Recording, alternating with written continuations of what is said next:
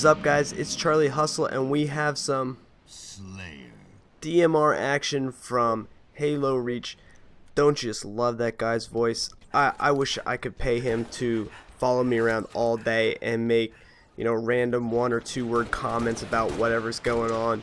Maybe I lay down a good, punchline or something like that in the middle of a meeting, and he just gives one of those good old headshot or something like that. I wish I could do that guy's voice better. I seriously do. It's one of my life goals, but it'll probably never happen.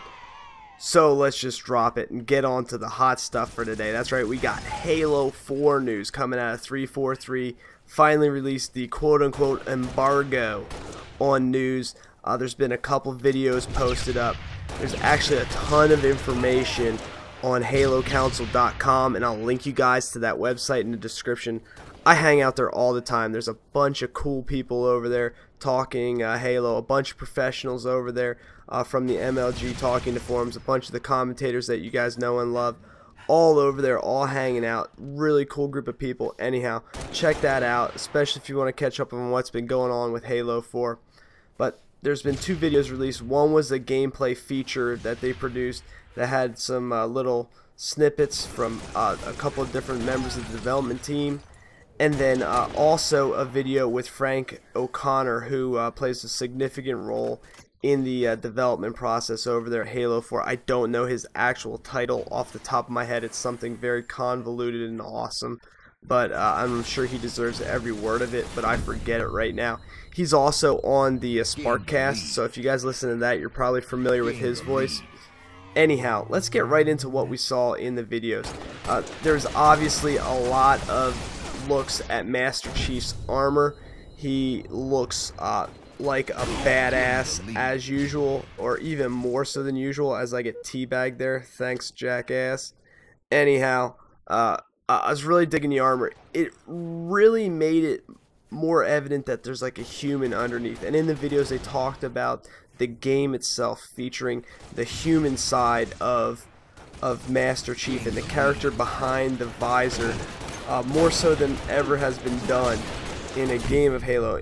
For the most part, we've had to get our information about the background of Master Chief, the backstory if you will, from other forms of fiction within the series, whether that be the comic books or the novels, whatever, what have you. But this game is apparently going to talk about that in depth.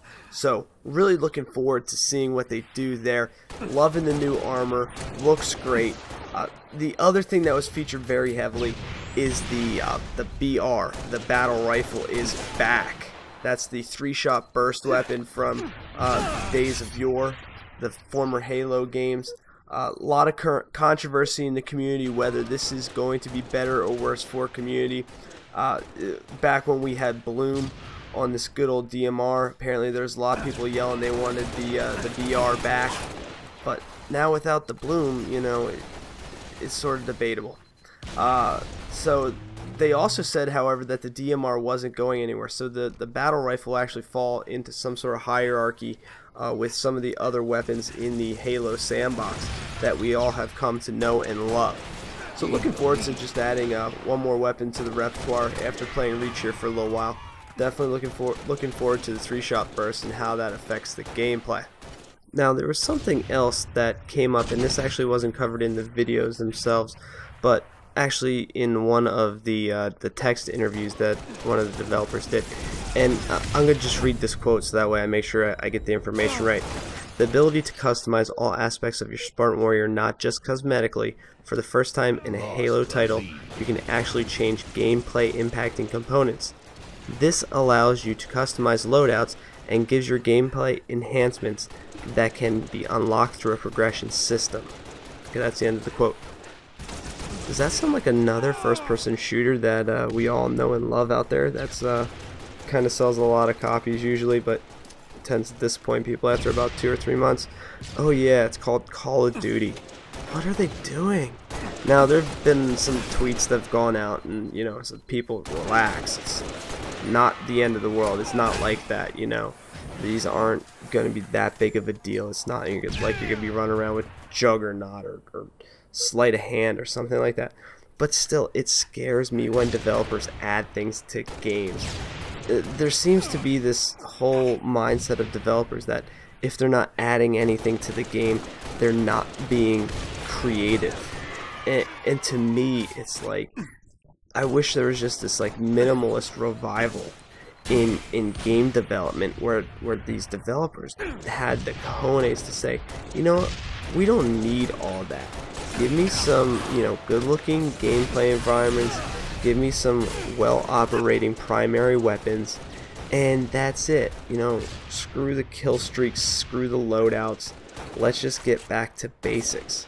But you know what, that's not what sells games, right?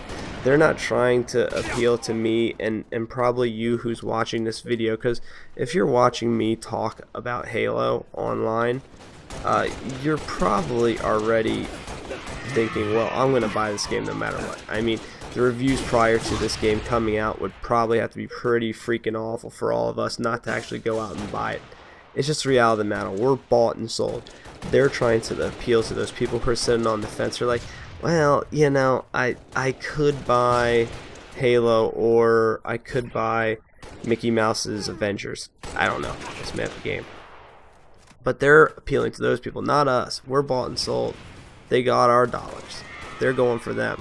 For us, they can worry about us down the road after the game's released, because like I said, they already got our dollars. And they'll do that. They'll appease us with an MLG playlist or something like that that strips down all the BS, the armor abilities and crap like that, which is fine, and it gives us a place where we can entertain ourselves with those sort of things. By the way, guys, I've been playing the heck out of some custom matches on the MLG V7 settings. Fun as anything. I highly recommend you go and download them and check them out. Really cool, really good time. Looking forward to them being rolled out in the full playlist.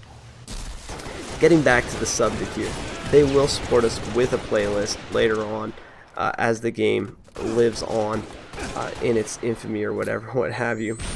But that's unfortunate for the competitive community, because it splits it up into the casual social playlist, which I still like to play, and then the MLG competitive crowd. I would love to have it where there's just one ecosystem where we can all live and play together, and not have to worry about this diversification or this divide that comes in the community as the form of a playlist. It's a shame, but it seems that's the way these developers are going, because they need to sell games to the non-hardcore fan. They need to sell them to the casual fans. So, and also speaking about reviews, they said there's going to be no public beta on this game. And this should really be no surprise. I mean, public betas have been pretty much killed this past year. We had Crysis come out and had an abysmal beta. I don't know how the actual gameplay played itself. I've heard from people that the game itself was a lot better than the beta, but the beta was so freaking awful that I think everyone just canceled on that game. So that was a disaster. Battlefield 3's beta actually wasn't very good either, and turned off a lot of people who could have been potential customers. There again, the actual game itself better than the beta. And then you have Bulletstorm. The only people who bought Bulletstorm wanted to get the add-ons or whatever it was with Gears of War that came with buying the. Oh, I think you got into the Gears beta by buying Bulletstorm. But Bulletstorm itself was a god-awful game. I'm sorry, Cliffy Bait. I love you, man, but that game was bad. And the beta showed that right away. So I think that game was definitely hurt by its beta and could have sold more without it.